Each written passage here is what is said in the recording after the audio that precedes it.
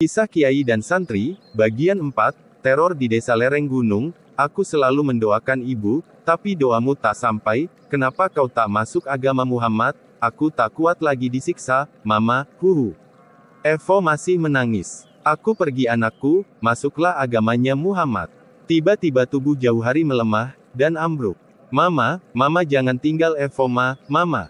Evo menjerit lalu tubuhnya gelosor pingsan. Lama Evo pingsan, sementara Jauhari telah lama sadar, tapi masih kelihatan bingung, kayak orang abis dinyalain petasan tepat di depan hidungnya. Sementara setelah Kiai Guru menyalurkan tenaga prana dari jauh, Evo mulai bergerak-gerak sadar. Karena peristiwa itu Evo kemudian masuk Islam, mempelajari doa anak kepada orang tuanya.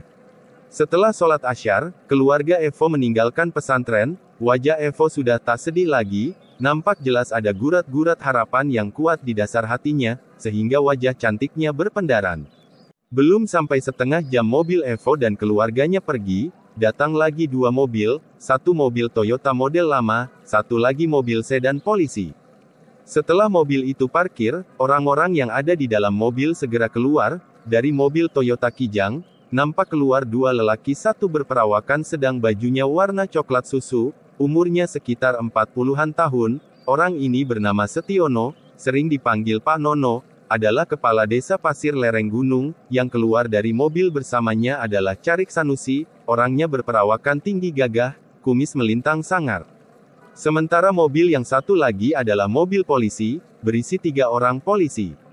Kelima orang itu segera menemui Kiai Guru di rumahnya. Aku tak mengerti masalahnya, sampai Kiai Guru memanggilku, karena aku sedang masak di dapur menyiapkan makanan untuk berbuka puasa. Merebus singkong, dan membakar ikan asin. Bau ikan asin yang terbakar segera memenuhi udara, memanggil cacing dalam perut bergerak-gerak sehingga menimbulkan suara berkerutan. Rupanya bau ikan asin pun sampai ke rumah cacing-cacing dalam perut itu. Feb, dipanggil Kiai Guru, suara Majid yang wajahnya melongok dari balik gedek yang sebatas dada, pemisah dapur dengan dunia luar. Yang memanggil Feb cuma Majid, dia adalah teman sekolahku di SMA. Karena tahu aku di lereng gunung lalu dia menyusul. Majid sama denganku dari Jawa Timur cuma beda kecamatan, perawakannya biasa malah agak pendek, tingginya setelingaku, wajahnya pas-pasan, ganteng kagak, jelek iya, karena wajahnya berlubang-lubang bekas jerawat batu, tapi memang hobinya mencet jerawat. Kalau sudah mencet jerawat, maka ia akan berusaha sekuat mungkin supaya jerawat itu kena. Kalau sudah kena, senangnya seperti mendapatkan harta karun terpendam. Gantiin di dapur ya. Udah sono, biar aku yang ngurusin. Aku pun melangkah meninggalkan dapur menuju tempat Kiai Guru menerima tamu. Nampak di situ juga Mujaidi, rupanya dipanggil juga. Mujaidi adalah santri dari Bekasi. Sebenarnya awalnya bukan santri, tapi berobat karena kecanduan narkoba. Setelah sembuh, kemudian memutuskan menjadi santri. Mujaidi perawakannya tinggi kurus, aku aja sepundaknya, umurnya masih 18-an, bibirnya tebal hitam, sering sariawan, lalu dikelotoki kulitnya, wajahnya agak lonjong, sama dengan Majid. Wajah Mujaidi juga berlubang-lubang karena bekas jerawat batu. Hobinya sama dengan Majid, memenceti jerawat. Kalau Mujahidi sudah memenceti jerawat maka ia akan lupa waktu, lupa makan. Bedanya dengan Majid, kalau Majid mencet jerawatnya kalau sudah meletus, bekas letusannya diusap-usapin ke tembok. Tapi kalau Mujahidi lebih profesional, mencetnya aja dia pakai kain, sehingga kalau jerawatnya meletus, letusannya tak kemana-mana. Kainnya juga dibasahi cairan antiseptik. Peralatan pencet memencet jerawat milik Mujahidi juga lumayan lengkap. Yang aku pernah lihat, ada batu kali. Manfaatnya adalah kalau batu dijemur di matahari, dan setelah panas maka ditempelkan ke jerawat yang belum matang, maka akan segera matang. Ada lagi amplas nomor 2000, gunanya untuk mengamplas tempat jerawat yang terlalu dalam. Ada juga jarum jahit, untuk ngorek-ngorek jerawat yang sudah terlalu berakar. Aku segera duduk di sebelah Mujahidi, yang melemparkan senyumnya kena mataku. Mas Ian, kata Kiai Guru. Iya Kiai Guru. Entar malam, bareng Mujahidi ikut ronda sama orang lereng gunung. Mereka membutuhkan bantuan kita, untuk menangkap pencuri yang meresahkan warga. Aku pun mengiyakan, sambil melirik Pak Lurah dan rombongannya. Maka setelah sholat maghrib, dan menjalankan wirid wajib, aku dan Mujahidi pun berangkat setelah berpamitan kepada Kiai Guru. Gelap mulai merayap, kampung lereng gunung dari pesantren jaraknya kira-kira 4 kiloan, cuma harus melewati hutan kopi yang panjang serta gerumbul-gerumbul yang gelap mengerikan, tapi kami menganggapnya biasa, karena memang kami biasa hidup di alam bebas. Jam 8 lebih kami tiba di desa lereng gunung. Dihadang pemuda-pemuda desa yang membawa golok parang. "Siapa?" tanya pemuda gempal memakai topi coklat. Di belakangnya berdiri pemuda yang lain siaga. "Aku Ian," jawabku keras untuk menghilangkan kecurigaan. Dan rupanya pemuda itu mengenaliku. "Oh Mas Ian, ayo Mas ke rumah Pak Lurah. Pak Lurah sudah menunggu, tadi berpesan kalau Mas Ian datang supaya langsung dibawa ke rumah," kata pemuda itu seraya menggandengku. Diikuti oleh anggukan hormat dari 10 pemuda, di mata mereka memancarkan kekaguman ketika memandangku dan Mujahidi. Memang kisah kiai dan santri, di lereng gunung, sudah menjadi buah bibir, tentang kiai guru dan santrinya yang sakti-sakti, itu membuatku bangga sekaligus takut satu saat cerita mereka terbukti, dan kami tak sakti, lemah, tentu akan kecewa mereka dan nama kisah kiai dan santri hanya isapan jempol belaka. Kami bertiga sampai di rumah Pak Lurah, dan memang di serambi depan Pak Lurah telah menunggu kedatanganku. Melihatku dan Mujahidi datang, Pak Lurah segera menyongsong kedatanganku. "Ah, saya sudah berharap-harap cemas, jangan-jangan nak Mas Ian gak datang. Mari-mari," kami diajak masuk ke dalam rumah dan duduk di kursi, sementara di meja terhidang beraneka macam buah, gorengan, dan entah makanan apa lagi. Aku yang tiap hari makan singkong rebus, tentu ingin mencicipi buah semangka yang telah dipotong-potong, warnanya ada yang kuning dan merah. Aku melirik Mujahidi, tentu dia juga merasakan apa yang kurasakan. Oh benar sekali, kulihat jakunnya naik turun amat cepat. Karena ludah yang ditelannya, dan tanpa sadar dia mengulurkan semangka kuning, aku menyodok kakinya dengan kakiku. Kebetulan Pak Lurah ke dalam sebentar, memanggil istrinya, dan anaknya diminta menyediakan minuman. Semangka kuning yang telah di tangan Mujahidi, segera cepat dilahap. Ketika Pak Lurah keluar, semangka itu telah hilang termakan tak tersisa sampai kulit-kulitnya. Pak Lurah keluar bersama istri dan anak perempuannya, sambil membawa minuman di nampan. "Ini loh Bu murid dari pesantren lereng gunung, anak-anak muda yang sakti-sakti." Terdengar suara Pak Lurah yang benar membuat aku jengah, serba salah, tapi aku berusaha bersikap wajar. Anak Pak Lurah bernama Anggraini, wajahnya ayu, wajah polos anak desa, tapi aku kaget ketika Anggraini meletakkan minuman, matanya mengerling. Bagaimanapun aku lelaki normal, wajarlah kalau berdesir hatiku. Setelah kenal-kenalan, istri dan anaknya Pak Lurah ke dalam, tinggal aku, Mujahidi, dan Pak Lurah. Sementara satu pemuda dan 2 orang desa yang sebelumnya menemani Pak Lurah telah melanjutkan ronda. Aku melanjutkan pembicaraan sambil sekali-kali mencicipi tahu isi dengan cabai kesukaanku. "Sebenarnya ada pencurian yang bagaimana sih Pak, kok sampai meminta bantuan Kiai Guru?" "Begini loh nak Mas Febri," Pak Lurah mulai bercerita, setelah menarik napas panjang. "Desa ini adalah desa yang damai, tak pernah ada pencurian, kehilangan. Sampai satu hari, anak perawan desa ini ada yang hilang, namanya Nining. Sehari 2 hari Nining tak muncul, kedua orang tuanya menyangka Nining pergi ke kota menyusul abangnya yang bekerja di Jakarta, jadi orang tuanya kemudian menghubungi abang Nining yang ada di Jakarta, tapi abangnya mengatakan, Nining tidak menyusul ke Jakarta. Semua orang bertanya lalu kemana Nining, sampai seminggu kemudian tubuh Nining ditemukan di sungai pinggir desa sudah tak bernyawa. Semua orang geger, siapa yang tega melakukan kekejian seperti itu? Setelah diperiksa forensik ternyata Nining diperkosa sebelum dibunuh, polisi berusaha menyelidiki tapi hasilnya tak ada. Pembunuh Nining tak bisa ditemukan. Sampai sebulan kemudian, lagi-lagi melati perempuan desa ini pun menghilang, malah menurut ibunya melati malam itu menghilang dari kamarnya, karena memang jendelanya terbuka, seluruh desa telah diubek-ubek tapi melati tak ditemukan, sampai seminggu kemudian mayatnya ditemukan di sungai dulu Nining ditemukan. Ini jelas bahwa penjahat yang menculik adalah penjahat cabul belaka. Tapi kami tak tahu bagaimana dia beraksi. Pak Lurah berhenti bercerita, dia mengambil rokok Ji Samsu dan menyalakannya, aku dan Mujahidi pun ikut-ikutan mengambil rokok dan menyalakannya, selama ini kami ngerokok tingwe alias ngelinteng dewe. Itu pun tembakau puntung, maka rokok Ji Samsu terasa nikmat sekali, asap mengepul-ngepul bergulung. Pak Lurah melanjutkan ceritanya. Kami tak mau kecolongan lagi, maka perondaan ditingkatkan, dibantu para polisi. Sampai seminggu yang lalu, kami meronda, salah satu rombongan peronda melihat bayangan dalam gelap malam, berhenti.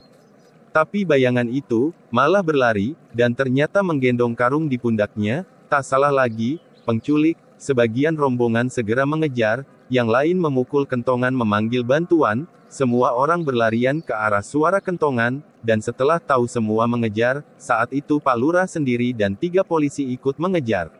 Betapa saktinya orang itu, dengan masih menggendong orang yang diculiknya dia melesat meloncati pagar meloncat ke wuwungan atap rumah, lalu meloncat ke atap yang lain. Polisi mau menembak tapi takut mengenai perempuan yang dipanggul, lalu penculik itu berhenti dan menoleh, seperti mengejek. Lalu melesat cepat, dan hilang di telan gelap malam. Tempat sekitar penculik itu menghilang sudah kami aduk-aduk tapi kami tak menemukan apa-apa, dan yang hilang kali ini gadis bernama Tunik. Seminggu kemudian kami menemukan nyawa Tunik dibuang begitu saja di sungai ujung desa. Maka setelah kami adakan rapat, kami memutuskan meminta bantuan Kiai Guru. Belum lagi Pak Lurah menyelesaikan ceritanya, tiba-tiba terdengar jeritan istri Pak Lurah dari dalam. Anggraini Pak. Pak Lurah segera lari ke dalam, aku dan Mujaidi segera mengikuti, nampak Bu Lurah menangis. Anggraini hilang Pak, hilang gimana? Tadi di kamar, sekarang nggak ada. Sudah dicari kemana-mana. Sudah Pak tapi kagak ada. Tiba-tiba ditabuh kentongan bertalu-talu. Aku segera menghambur ke arah suara kentongan, disusul Mujahidi. Kejar, penculik tangkap. Aku berlari cepat, Mujahidi menyusul di belakangku, orang berserabutan mengejar. Tubuhku terasa ringan, aku dapat menyusul yang lain, malah aku tak sadar ada paling depan di antara pengejar. Kulihat bayangan meloncati sebuah pagar, di pundaknya kelihatan karung, tentunya berisi, pasti Anggraini. Aku makin cepat mengejar, semangat, meloncati pagar, meloncati sungai kecil, menerobos kebun pisang. Aku berhenti membungkuk mengatur napas, mengusap keringat yang membasahi jidatku. Aku baru sadar kalau aku sendiri, kemana yang lain, aku tengah tengok tak ada orang, yang lain pada kemana, tapi aku tadi benar-benar melihat orang itu lari ke sini, dengan sinar bulan yang seperti kuku, ku coba mengenali tempat sekitarku, perlahan pandanganku mulai jelas. Kuburan. Benar tempat ini kuburan, mungkin pemakaman orang desa ini, tapi semakin ku perhatikan ini pemakaman tua, terlihat yang tak begitu terurus, dan batu nisannya dari batu yang menyerupai batu candi, semua hitam berlumut. Segala pohon melintang ke sana ke sini, rumput setinggi lutut, pohon besar di tengah pemakaman, sungguh tempat yang angker. Mungkin dulu aku kalau tidak digembleng Kiai Guru mengitari Pulau Jawa dan tidur di sembarang tempat yang lebih serem dari tempat ini, tentu aku akan takut. Aku melangkah berhati-hati sambil kaki meraba-raba, sekali waktu mataku menengok ke arah aku datang mengharap ada yang menyusulku, tapi keadaan teramat sepi, aku mau memutuskan untuk kembali, tiba-tiba terdengar, suara daun kering terinjak. Siapa? Kataku, tak yakin. Muncul di depanku bayangan manusia, pakaiannya hitam-hitam dan memakai penutup wajah hitam. Hei cuma Mas Ian hahaha, suara orang itu dan bentuk tubuhnya yang tinggi besar, aku seperti pernah mengenalnya. Hah kau penjahat cabul, kataku sambil masih tengah tengok, mengharap orang yang datang. Sebab kalau sampai aku berhadapan dengan lelaki ini sendirian bisa berabe. Apakah begini rasanya kalau mau berkelahi, tubuh gemetar. Bagaimana aku menghadapi orang ini? Kulihat tubuhnya tinggi besar, berotot, kalau dibandingkan denganku tubuh kecil ceking, tangan kecil kurang gizi, jangankan berkelahi salaman aja kalau tanganku diremasnya tentu seperti meremas kobis. Apalagi sampai berantem, aku takut membayangkannya, terus terang selama ini belum pernah aku berkelahi, pernah juga mau berkelahi, waktu aku kelas SD, kelas 2, kursi yang ku tempati ditempati sama anak lain, lalu ku suruh dia pergi, tapi tak mau malah ngajak berantem, lalu dia memegang hidungku, aku pun menangis sekencangnya. Tanpa sadarku pegang hidungku yang mancung. Wah bagaimana kalau nanti hidungku dipukul sampai patah, pasti tak bisa kubanggakan lagi, apalagi kalau sampai aku mati, aku kan masih punya hutang sama Teh Ipar, warung yang dekat pondok, apa aku lari aja ya? Pembaca jangan mengira aku ini pengecut, aku lari cuma mau bayar hutang, apa aku jujur aja ya sama orang di depanku. Aku pergi dulu bayar hutang, nanti balik ke sini, dia bisa nunggu sambil ngerokok-ngerokok, kuraba sakuku, tadi sebelum pergi aku sempat menyambar rokok Ji Samsu yang ada di meja Pak Lurah, tapi alangkah kecewaku, rokokku hilang pasti terjatuh saat kejar-kejaran tadi, pupuslah harapanku, tapi kalau dipikir-pikir kalau untuk bayar hutang saat ini aku sendiri tak punya uang. Kamu jangan hiha-hihi kalau baca, pasti kamu mengira aku pengecut, bener aku mau bayar hutang tak bermaksud lari, ini pilihan sulit tak seperti yang kau kira, aku hanya takut kalau mati masih menanggung hutang. Dan aku tak takut berkelahi, soal aku di terminal Pulau Gadung ditodong preman kemudian semua uangku diminta lalu kuberikan, itu memang karena aku tak mau berkelahi dan tak suka berkelahi, kalau mau orang di depanku ini, daripada berkelahi mending main gaplek, atau skak, atau macan-macanan, atau yang lebih gampang lagi, suit, yang kalah harus mengakui kalah, jadi gak ada yang terluka, pembaca jangan ketawa-ketawa aja, aku tahu kalian menganggapku pengecut, lagian kalau aku mati, kalian kan gak tahu kelanjutan cerita ini, oke aku ngalah memang aku pengecut, lalu kalian mau apa? Bingung, terjadi pergolakan dalam pikiranku. Aku masih berharap ada pemuda kampung yang datang ke sini membantuku, repotnya kalau menjadi orang udah terlanjur dianggap sakti, keringat mengucur, dari semua pori-pori tubuhku, bahkan punggungku basah, padahal udara sangat dingin sekali. Sesaat hatiku lega, ketika kulihat bayangan mendekati. Tempat aku dan orang bertopeng itu berhadapan. Tapi rasa legaku segera sumpek lagi, karena yang datang ternyata Mujahidi, wah sama aja, parah. Bisa tambah runyam ini urusan. Gimana gak runyam, Mujahidi ini lebih pengecut lagi, mungkin embahnya pengecut. Sama ulat aja takut, jangankan ulat, di tubuhnya dirambatin kecoa aja gindrang-gindrangnya aja tak henti, merinding terus. Huahaha, rupanya pendekar dari pesantren lereng gunung lagi yang datang, sungguh bangga bisa bertarung dengan orang gagah, kata orang bertopeng itu dengan nada menghina, mungkin dia sudah tahu kalau kependekaran kami cuma cerita saja, heh Muja, kenapa kamu kesini? Tanyaku berbisik, setelah dia ada di dekatku. Aku cuma ngikuti Mas Ian, soalnya tadi arah larinya ke sini. Dia tuh siapa Mas? Ya ini orangnya yang suka nyulik gadis. Waduh bahaya kalau begitu Mas, mending lari aja Mas. Mujahidi beringsung sembunyi di belakangku, itu sudah aku kira, jadi aku tak terkejut melihat tingkah Mujahidi. Lalu bisikku, apa enggak perlu pakai alasan?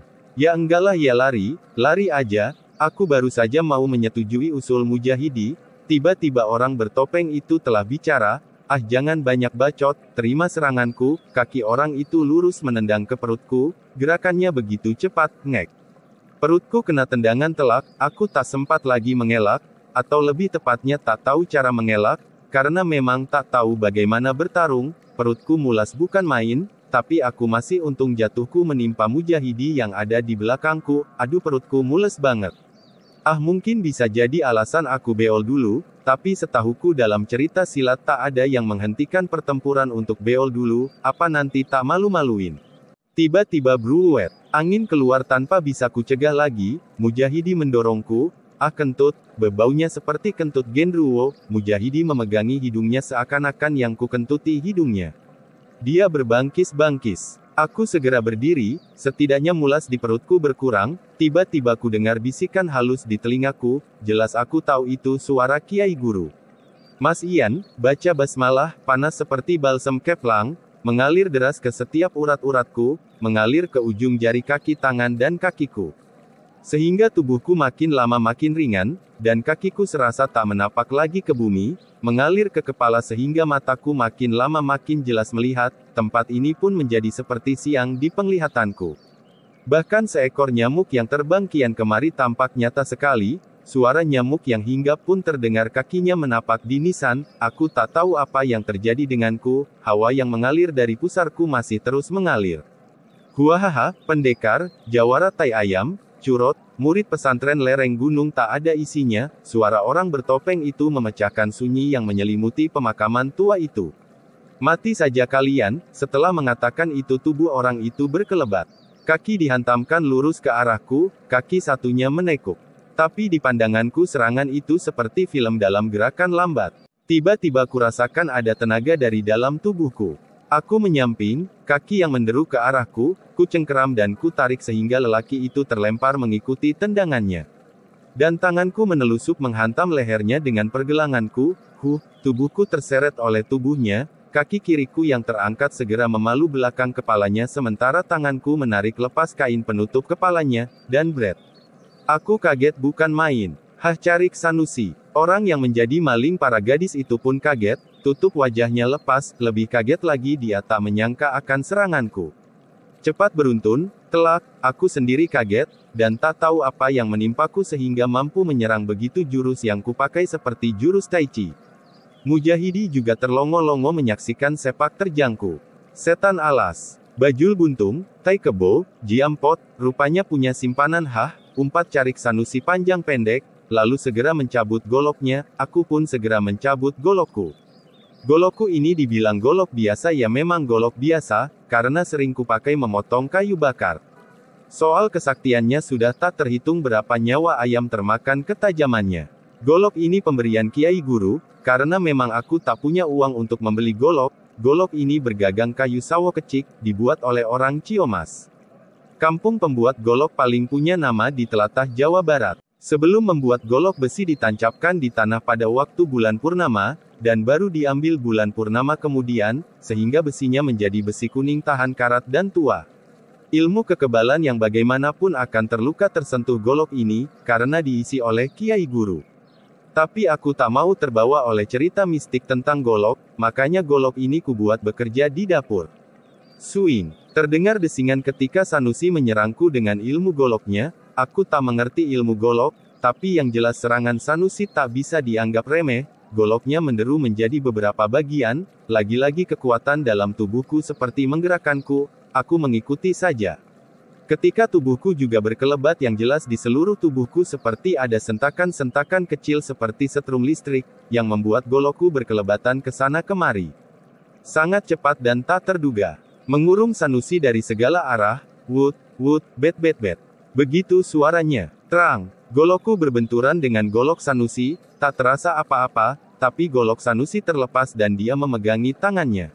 Ada kekuatan yang menarikku mundur, badanku pun melayang seperti kapas, kemudian hinggap di tanah dengan perlahan melayang. Kulihat Sanusi terhuyung, ternyata hasil seranganku sungguh mengerikan, beberapa detik kemudian terlihat di sana-sini tubuh Sanusi penuh luka sedalam setengah senti. Bahkan pakaiannya tercabik-cabik tak karuan, Sanusi melenguh lalu melemparkan sesuatu ke arahku, kukira itu sebuah tulang kecil-kecil, dan, buls, asap mengepul tipis. Tiba-tiba saja telah muncul, 4 pocong mengurungku, aku kaget dan ngeri melihat 4 pocong yang wajahnya ada yang cuma tengkorak, ada yang biji matanya sudah hilang satu, biji mata yang satu keluar seperti mau jatuh.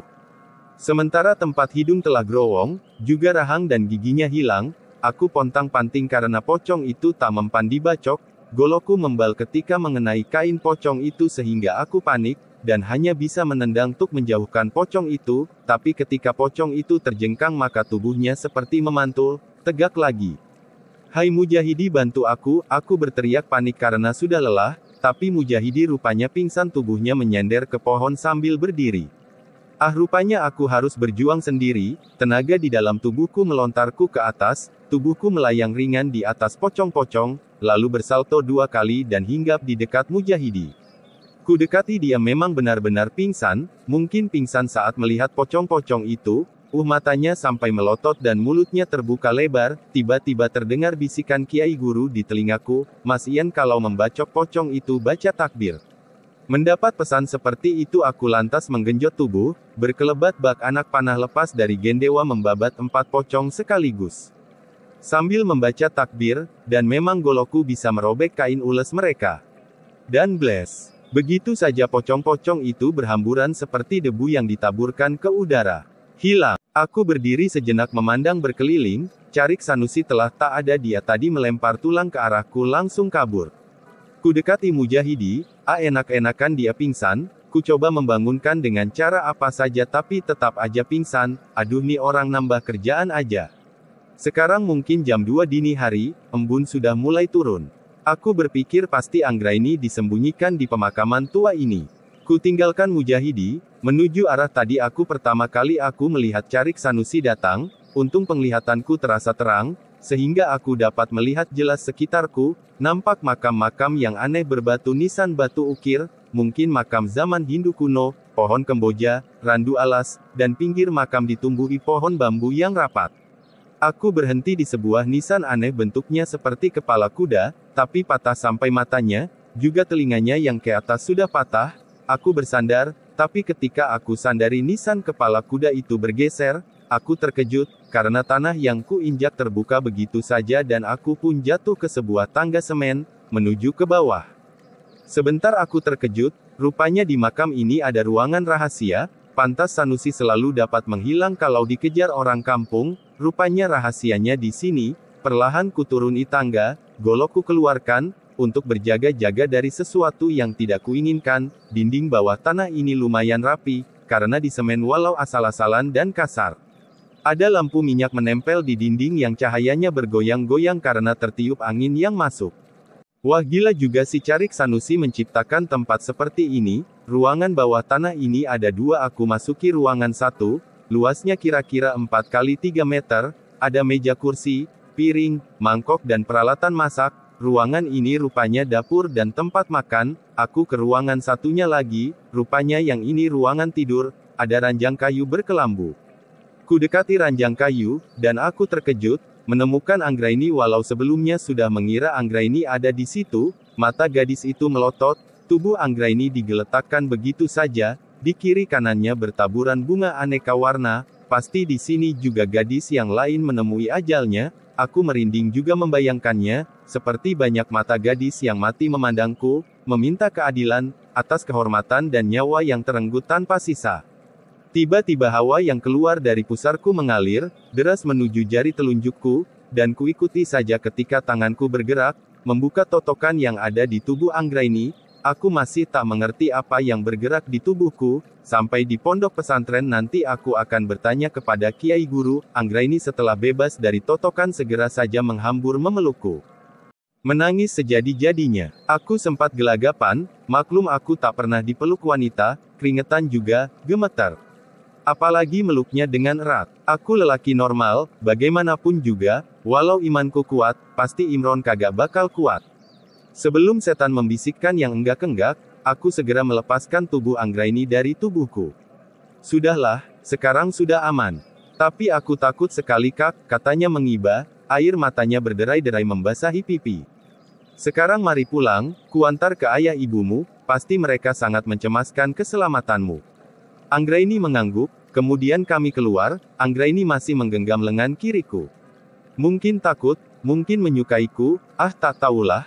Aku kasihan, gadis muda begini, mengalami pengalaman yang mengerikan, tak terbayangkan bagaimana dia diperkosa dan dibunuh seperti gadis-gadis yang telah mati menjadi korban Carik Sanusi. Kami berjalan pulang ke lereng gunung, di tengah jalan kami bertemu dengan serombongan para pemuda yang semalam ikut mengejar Sanusi.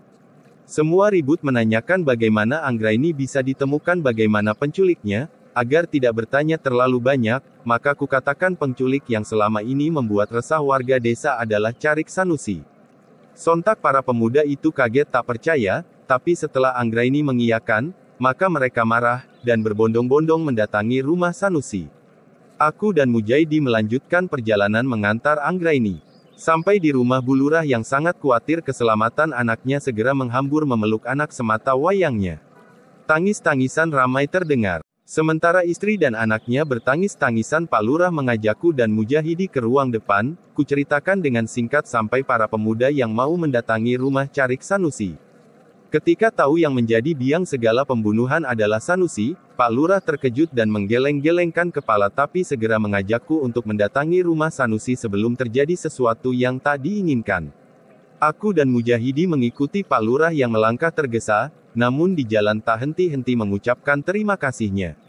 Sekali lagi aku dan segenap warga desa, khususnya aku pribadi sangat berterima kasih dengan Nak Mas Ian. Kalau tak ada Nak Mas Ian, apa jadinya Anggraini? Mungkin kami tinggal menunggu mayatnya ditemukan di pinggir kali. Pak Lurah berjalan sambil menangis haru. Sudahlah Pak, yang penting semua telah berlalu. Aku mencoba bersikap bijak, walau kedengarannya wagu. Ya bagaimana kata bijak keluar dari mulut pemuda seperti aku, rambut panjang sepunggung, walau selalu ku ikat dengan rapi, anting kecil di telinga kananku, wajah hampir mirip perempuan, ya mungkin karena pergaulanku, sebagai pelukis motor airbrush. Sehingga tampang cuek dekil, seenaknya, semua melekat begitu saja dalam diriku, bagaimana mungkin, kata bijak bisa keluar dari mulutku, kalau ada kata bijak mungkin kata itu akan terbang karena tak punya bobot mati. Sampailah kami di rumah Carik Sanusi. Teriakan para pemuda ramai terdengar bersahut-sahutan. Bakar saja rumahnya, seret saja keluar, lalu bacok rame-rame. Dirajam saja, terlalu enak kalau mati cepat, tapi semua pemuda tak ada yang berani maju, melewati pagar rumah Sanusi. Karena setiap melewati pagar, paku-paku segera beterbangan, malah telah ada 2 pemuda yang terluka lengan dan pahanya kena sambitan paku. Bagaimana ini nak mas? Tanya Pak Lurah, aku menggeleng tak tahu. Hei Sanusi ayo keluar serahkan dirimu. Tiba-tiba Pak Lurah berteriak, dan teriakan Pak Lurah dijawab dengan meluncurnya paku kecil hitam ke arahnya. Aku segera berkelebat, tring. 10 paku rontok jatuh ke tanah, tertangkis golokku. Bagaimana ini mas? Tanya Pak Lurah khawatir, aku menggeleng. Tak tahulah Pak, sementara waktu telah beranjak pagi kicau burung mulai terdengar di sana-sini, orang-orang sudah tak ada yang berteriak-teriak lagi, mungkin sudah lelah, sehingga keadaan hening, kulihat rumah Carik Sanusi, rumah yang besar namun biasa saja, dinding rumah bagian depan menggunakan kayu tanpa dicat. Dan dinding rumah bagian belakang menggunakan bambu yang dianyam, sedang lantai rumah geladak setinggi kurang lebih 70 cm dari tanah. Depan pintu utama ada balai-balai yang ada tangga kecil dari kayu. Balai-balai kayu itu selebar 2 kali 4 meter. Tiba-tiba terdengar suara mobil datang, rupanya mobil polisi. 2 polisi keluar dari mobil, lalu menghampiri Pak Lurah, bagaimana Pak keadaannya? Tanya polisi itu setelah ada di dekat Pak Lurah. Wah sulit Pak, sulit bagaimana? Ya setiap orang mau maju langsung dihujani paku, sudah ada korban 2 orang. Bagaimana kalau kami menyerbu? Apakah itu tak berbahaya sekali? Aku maju menimpali. Pak polisi, bagaimana kalau saya maju mengajak berunding Carik Sanusi?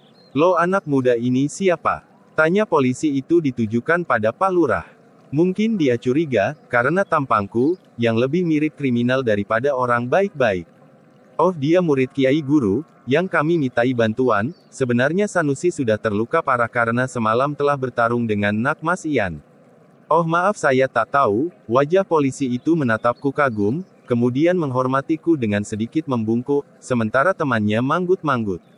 Bagaimana menurut Nak Mas? Tanya polisi itu ditujukan padaku. Ya gimana seandainya aku maju mengajaknya berunding, sementara Pak polisi menghadang dari pintu belakang, kalau-kalau dia lari. Yah patut dicoba. 2 polisi itu pun kemudian berjalan memutar menuju belakang rumah, sambil mencabut pistolnya, aku mengeluarkan golokku bersama sarungnya kepada Mujahidi. Wah apa kegak terlalu berbahaya mas?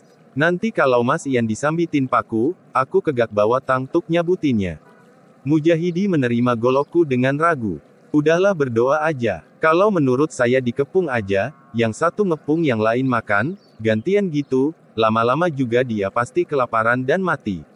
Ah kamu ini, aku menepuk pundak Mujahidi seraya melangkah maju, semua mata menatap ke arahku, orang-orang kampung pasir lereng gunung juga sudah mengerumuni tempat itu mungkin juga dari desa-desa tetangga, mereka menonton dari jauh, seakan ini tontonan yang gratis. Aku tak peduli, dengan langkah mantap aku melangkah maju, semua mata tegang menatapku, aku berhenti 2 meter dari tangga kecil untuk naik ke balai rumah Sanusi, sambil menunggu kalau-kalau ada paku yang menyambar.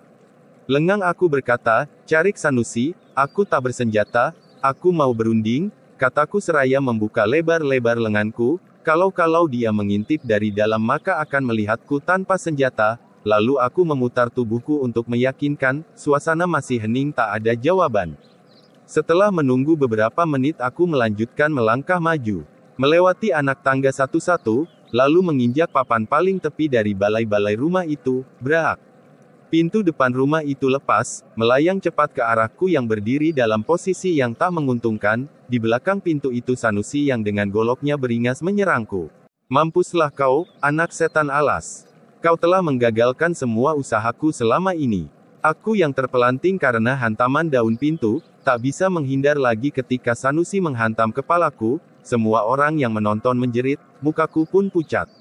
Ah mati aku. Tapi, prak, golok Sanusi telak mengenai kepalaku, tapi aku tak merasakan rasa sakit sama sekali, malah kekuatan dalam tubuhku, menggerakkanku dengan cepat, tubuhku begitu ringan berkelit dari timpaan daun pintu tahu-tahu telah berdiri di belakang Sanusi, dan melakukan totokan sana-sini, sehingga Sanusi jatuh menimpa daun pintu yang jatuh dahulu, tubuhnya kaku, karena totokanku yang tak kusadari telah mencabut semua ilmu yang dimiliki, seketika semua orang bersorak. Lalu terdengar suara berteriak, habisi penjahat cabul kontan semua orang menyerbu. Pagar pun roboh diterjang orang-orang kampung yang marah, aku tak bisa menahan ketika tubuh Sanusi dihujani golok, batu, pentungan, masa rupanya teramat marah. Pengeroyokan baru berhenti setelah terdengar suara tembakan. Semua orang kampung yang mengeroyok mundur, tubuh Sanusi, tak berbentuk lagi, aku yang berdiri di atas balai-balai melihat dengan jelas, betapa mengerikannya, wajahnya telah tak dikenali lagi, terlalu hancur, juga tubuhnya sudah tak karuan, darah seperti dituang begitu saja, sungguh kengerian yang tiada taraf. Aku berjalan meninggalkan tempat itu menghampiri Mujahidi yang juga terbengong, aku segera menarik tangannya untuk segera meninggalkan tempat itu, Pak Lurah melihatku, dan menghampiri. Nak Ian, mampir dulu ke rumah dan tunggu aku di rumah, biar aku mengurus dulu di sini, aku manggut aja, lalu menyeret Mujahidi untuk bergegas pergi. Dalam perjalanan, Mujahidi selalu menyanjungku. Ah bener-bener kagak ngangka saya, kalau Mas Ian sehebat itu, punya ilmu kebal lagi, apa kagak sakit Mas tadi dibacok di kepala. Wah saya ampek teriak Mas tadi, ngira kepala Mas Ian pasti belah, ternyata kagak apa-apa. Bersambung bagian 5.